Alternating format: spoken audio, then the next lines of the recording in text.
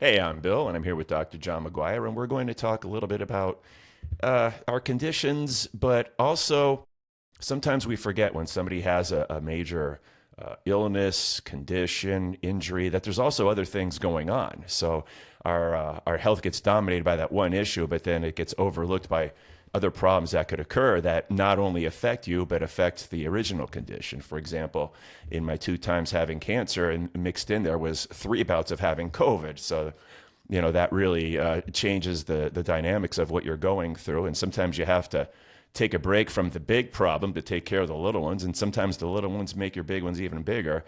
And I say that because, we've been going through some issues lately. Well, especially John has. And, he might have an Irish last name of McGuire, but maybe it should be Murphy because he's kind of been living Murphy's Law lately. Or maybe we should just change it to McGuire's Law. Maybe that would be even better. But I'm going to turn it over to John, who has some updates on some of the things that he's been dealing with for the past few months. Well, thanks, Bill. We talked about people with chronic illnesses. They still need to do, routine stuff, but things like you said, COVID, they get in the way. And as many of you know from some of our shorts, I had prostate surgery back in early November. And that has led to a number of complications and a number of problems that I'd really like to share with everyone. First, part of what happens with any surgery I have to step back a little further. 15 years ago, I was diagnosed with psoriatic arthritis.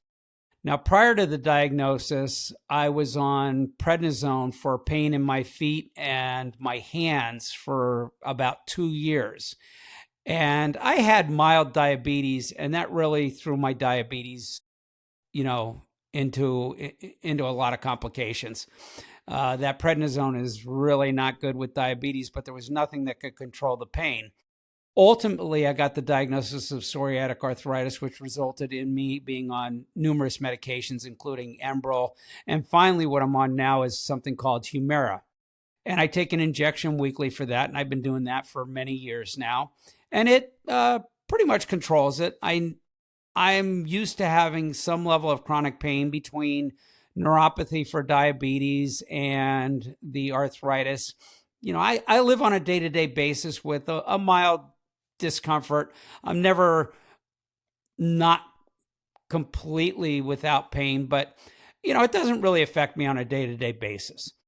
That being said, one of the problems when I have a surgery, I have to stop the Humira 2 weeks before the surgery. Now, I've had multiple surgeries, and we talked about before I got the diagnosis of the Alzheimer's, I had a few surgeries that helped me realize I was having problems.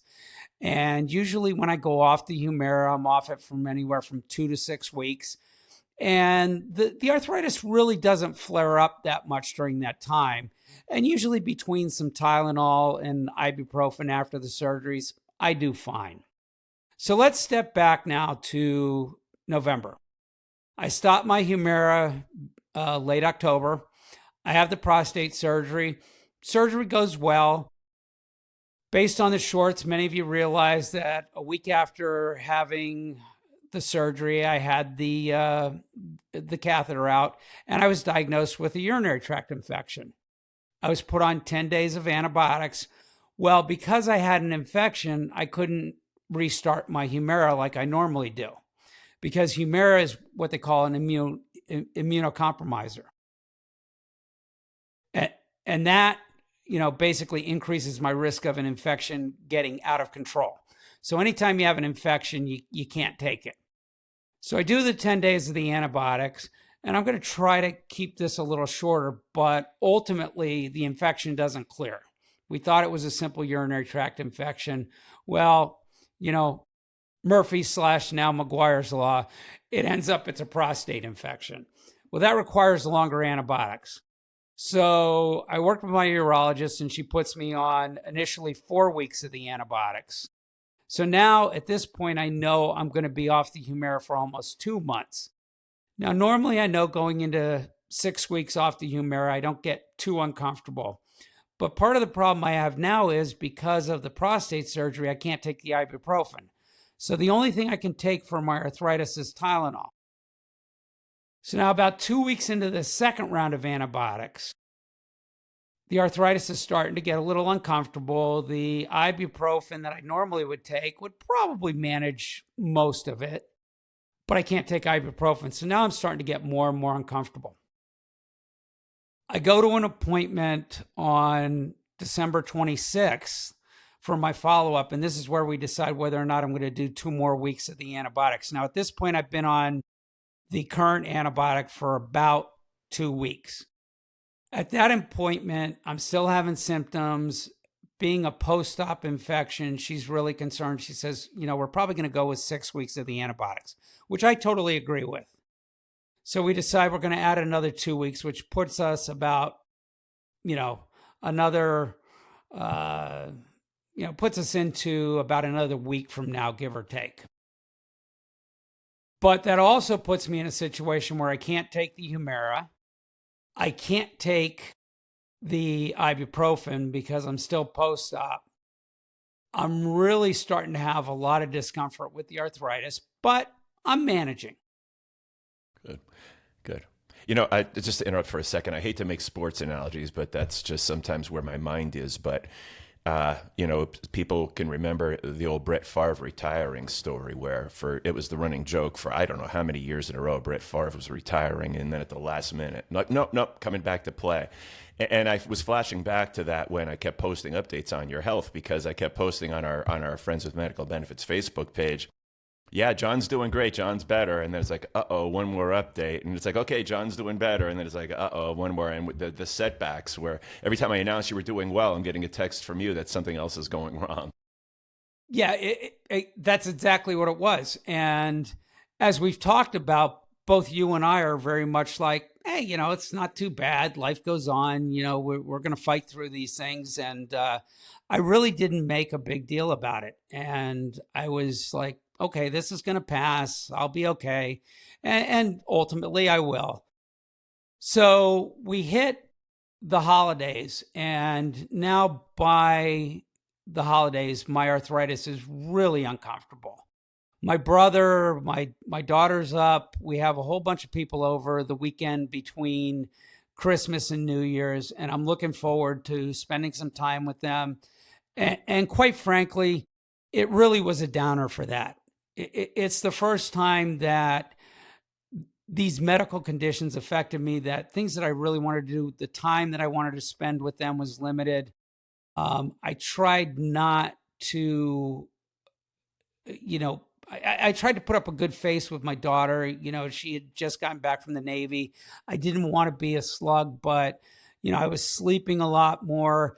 And, when you have a chronic bacterial infection like that and you're on long-term antibiotics, the effects on your body are pretty extreme. And I don't want to put it to the level of the chronic cancer, post-cancer fatigue, but I was just run down. I wasn't feeling good. I wasn't eating well. I tried to go over and visit. They had rented a house locally, and I would go over and spend a few hours, but I just didn't have the motivation to really enjoy things. I remember the one day I was over there and I sat down on the lounge chair while we were watching some of the football games, and I fell asleep for like 2.5 hours. So it really was bothering me. Well, jump forward, we get through those days, and we're having a good time, and it was enjoyable, and I was glad to have time with them. But I was also honestly somewhat happy to be able to go back home and just work on feeling better. And I was finding more and more there was just nothing making me feel better. I was taking multiple hot showers a day just to try to get some moist heat into my body, just to help the arthritis. And I do have medicine like Vicodin for extreme pain with arthritis, which, I used to get a 30-day supply from my doctor. And at the end of the year, I used to end up taking 15 or 20 of them. I used to get 30 pills, and I used to end up taking 15 or 20 of them and dropping them off at the state police barracks to get rid of them because I just don't go through them. But over the last few weeks, occasionally I would use one or a night just to help me get some sleep. And I hadn't done that since back when I was working. And I always said, when my arthritis is bad, particularly in the past, I'm better at gauging the weather than any weatherman on the TV. Huh. I'll predict a storm's coming hours before it comes, and they may say something's coming, but if I'm not hurting and my body isn't aching, it's like, nah, it's not going to be that bad. And usually it wouldn't be that bad. Well, I could use you in Pennsylvania because the last 2 mornings we've woken up to snowstorms that were not predicted. So I could have been better prepared had you been here. Yeah, exactly. Exactly. And we had a couple storms over Christmas, and that just made things worse over then. Well, so let's jump forward to the Christmas holiday is over. We're getting towards New Year's. And then I did that, New Year's Friends with Medical Benefits video. You did a great job on the 12 Days of Christmas. Absolutely loved thanks. it. I thought that was fantastic. Hopefully people enjoyed that.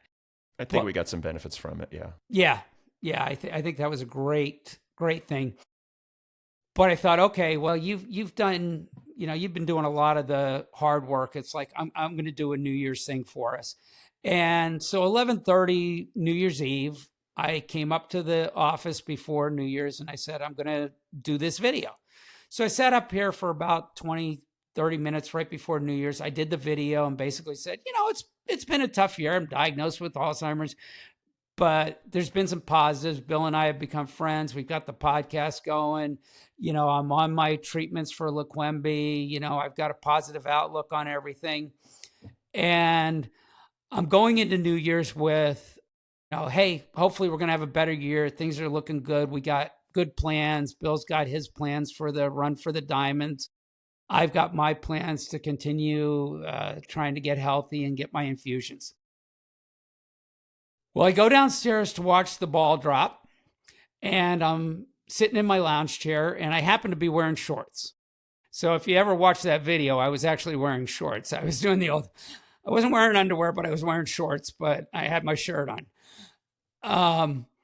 So when I'm sitting there, I had noticed for about 2 days before that my knee had been bothering me, particularly my left knee. And I had based a lot of that on, that was the arthritis. I have knee, elbow pain when the arthritis is really bad. And I thought, okay, yeah, I'm just, really in the throes of now being over 2 months off of Humira. And I've got full-blown psoriatic arthritis flaring. Well, as I'm sitting there, I looked down at my legs and I had one of those oh shit moments. I'm like, my left calf looks swollen. I'm like, I'm like, okay, well, I'm thinking, you're a doctor, calf swelling, pain in a leg, not a good combination. But I'm also a realist. It's New Year's Eve at 12:30 at night. I'm breathing fine. I don't have any chest pain. I'm not going to the ER. It's like, I think I might have a blood clot. Not 100% convinced, but maybe, it's just a bad day and I'm swollen from the arthritis. But I'm like, I'm just going to take it easy, keep my feet up, go to sleep. Tomorrow, I'm going to have Shauna and my wife take a look at it and see what they think. And I knew based on standards that they're not going to bring a radiology technician in to do an ultrasound in the middle of the night for a swollen calf. Just not going to happen. So New Year's morning, I slept in. I got up around noon or whatever. Shauna and Portia were up, and I said, hey, I need you guys to take a look at something. I said, is it just me or am I seeing something? Can you take a look at my legs? And as soon as Shauna walks over, she says, man, your left calf looks big. And Portia says, yeah, that doesn't look right. I said, nah, it really doesn't. And I looked at them and I said, I hope I'm wrong, but I think I might have a blood clot. So I told Sean, I said, you need to take me to the ER. Now, Portia, it's one of those, it's like Portia, of course, wants to come, but I'm like, Portia, we're going to be over there for a while. Why doesn't Shauna take me over? We'll sit, we'll get we'll wait, get in, get things started, and then you can come over and spell her out. Because I knew she wanted to do stuff New Year's with her friends. So that was our game plan. Now, as I'm heading over to the ER, I realized, hey, look, particularly the last week, I've spent a lot of time in bed. I really haven't been that mobile. The arthritis has really been kicking my butt. And this may be why I got the clot. So I get to the ER, they take a look. When I get in there, my blood pressure is a little low. I hadn't been drinking well. I was a little dehydrated. My heart rate was a little high, which they found obviously a little concerning, because if you do have a blood clot in your leg, it can go to your lungs, in which case you can have high heart rate. So I got taken back to the back area really quickly. And, the doctor comes in and we talk, and I said, hey, look, I think I got myself a blood clot. And I explained the whole situation. And he said, yeah, it's kind of concerning for that. So ultimately, they do blood tests, they do an ultrasound, and sure enough, I have a blood clot in my left lower leg. So now I've gone from, hey, we're going to start the new year off real good, to by about 3 o'clock in the afternoon on New Year's, I now have a blood clot in my leg on New Year's. So 2026, the New Year's baby took a dump in his diaper. Well, I always hear doctors make the worst patients, but you seem to be a pretty good patient. So. I am. I don't, people got to do their job. I don't try to do their job for them, but we have really good nurses and doctors at our hospital locally, and they did a fantastic job with me. But ultimately, in the back of my head, I had a real oh shit moment. And that was, when you have a blood clot, you got to go on blood thinners for 3 to 6 months to allow the blood clot to resolve. Now, as we've talked about in prior podcasts and in shorts, I'm on LeQuembi for my Alzheimer's, which is one of the side effects is the ARIA, which is the microhemorrhages in the brain.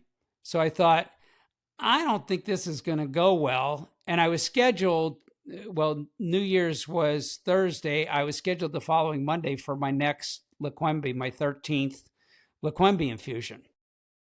I'm thinking I might not be able to do my infusions. So ultimately, yeah, they go through all the tests. I've got the blood clot. They put me on the blood thinner, and the ER doc, he doesn't have a lot of experience with LeQuembi. He, of course, did a quick look, and he said, yeah, I think this may be a problem. So I get sent home on the blood thinners. Luckily, I did not have any clots in the lungs. I'm in a lot of pain in my calf, my knee, my leg. I'm starting to walk like an old man, which I thought was the arthritis, but now I walk like a 90-year-old. The pain's gotten worse since then, particularly in my left leg. But Friday, I called my infusion center and I said, hey, look, I don't think I'm going to be able to do the infusion on Monday because of the blood thinners. And my neurologist was great. Friday night, he calls me. He said, look, I'm going to look into it and see if you can do the infusions, but I'm not sure, there's not a lot of data here. So in the meantime, as we've talked about, my brother's friend is the Alzheimer's guy at the University of Pennsylvania. I was able to get in contact with him, and he basically said, absolutely not. He said, we don't have any studies with blood thinners and LeQuembi or Kinsala, but we would not treat you. We would put it on hold. Now, he was kind of positive about it. He's like, I don't think a delay in treatment is going to have a long-term negative impact on your Alzheimer's because we've caught it so early. He said, if you were further along, I'd be a little more worried, but he thinks, he's cautiously optimistic about that. So here I am thinking, okay, now my Alzheimer's is on delay, my Alzheimer's treatment. So as everyone has seen, I've had a positive outlook on everything through this whole thing, from everywhere from when I was first diagnosed with psoriatic arthritis to diabetes to now Alzheimer's. But when I hit this blood clot, I call it like my, I'm going to use a boxing analogy. It was my standing 8 count moment. It's the first time I was really rocked. It's like, I don't want to say I feel sorry for myself, but I actually told my daughter, Shauna, my wife, and my mother, I said, I am going to give myself 7 days of feeling sorry for myself, because I said, I really, this has rocked me. This is, I And wasn't ready for this. understandably. Yeah. Yeah. And I just needed to mentally say, I've got to allow myself the ability to say, yeah, sometimes life does suck, and this is one of those moments. Now, I will say I allowed that for about 3 days, and then by like Monday, I'm like, ah, screw it. It's just going to be what it's going to be. So ultimately, the moral of the story here is 26 has not really started out to be the great 26 I wanted it to be. It's not the worst thing it could be. I'm being treated. My Leqembi infusions are on hold until we ultimately find out how long I'm going to be on. I'm on Eliquis twice a day for the blood thinner. Ultimately, it's going to be 3 to 6 months. I have an appointment coming up with a hematologist to determine how long they're going to want me on it. And then the goal will be, at that point, I'll get an MRI. I'll restart the Leqembi as long as everything's good on the MRI, and we'll get back to the phases. So, that's really an update on where I'm at. Yeah, I'm still not happy about it, but I'm also not, completely down in the woods, and I'm not going to let myself feel sorry for myself.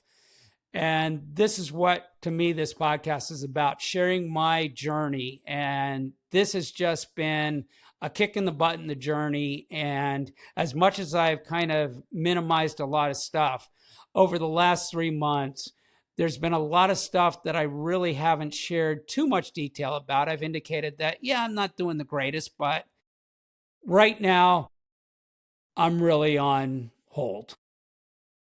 Yeah, that's unfortunate. I know when I feel overwhelmed, I'm a big to-do list guy. If I just am getting frazzled and I'm on a bunch of different directions, start making that to-do list and prioritizing what needs to be done. And as you start ranking what you want to do and when you want to do it, and it's always nice to check some of the easy ones off. But what it really comes down to is prioritizing what is the most important, but also balancing that with what is time sensitive. So clearly, the overwhelming importance of your health is the Alzheimer's, but the time sensitive stuff has to make that take a back seat, unfortunately, for a while. Absolutely, absolutely, and it's taken a back seat. But for example, I go on a duck hunt in January, and I was supposed to leave on Tuesday for Oklahoma for my duck hunt. And originally, there was a lot of debate: am I going to go down to the duck hunt? Am I not? And ultimately, I've decided life goes on. I'm going to the duck hunt. Now, because of the pain in my arthritis, I'm not going to hunt. I mean, unless there's a really warm day down in Oklahoma and we're in an area where I don't have to go traipsing through swamp or getting a long walk to it, and they can get me close to a stand, I may go one day. I don't know. I'm not eliminating it. I'm taking my equipment with me. But I'm not going, because that's time with me and my friends. We stay at a casino, we hunt in the morning, and then we go out, we do lunch, we hang out in the area for the day, and we usually go out to dinner with some friends down there, and we play at the casino that night, and then we go hunt the next day. So I'm still doing that. I'm still going to do things. And I'm still going to make memories, like last night going to the show. I was in a lot of pain sitting at that show with my, leg tied up in a seat. But Yeah. I want to do things. So, I am prioritizing things. The podcast and all that, these are the things that are keeping me going. And it's going to continue to keep me going. And that's where I'm at. Okay, good to hear. Now, we had said that during our podcast, we'll wrap them up with where we are currently, but this episode basically is where you are currently and where you've been leading us up to that. So as far as myself, all I could say is that I haven't been as good as I was when in the cancer-related fatigue two-part podcast, and I talk about my plan to good health, and I mentioned in our last podcast that I was straying a little bit from that in December between the cold weather and the holidays, and I'm kind of there again a little bit. I'm eating some of the foods I shouldn't have been, that I stopped eating that I shouldn't be eating. Those problems are back. The stomach issues that I think every colon cancer patient has ever dealt with, and heartburn, which I've had issues with in the past. For 3 months, I wasn't having any of that because I was eating better and exercising. And I'm getting back to the exercising and getting back to eating. But I gave myself a little setback. But as I've said, we've had a couple of snowstorms. But next week, I plan to get back into the walking and building up because I've got a 9-mile race to run in November, and I'm nowhere near ready for that. So it's time to get off my butt and get back to the good plan. That sounds great.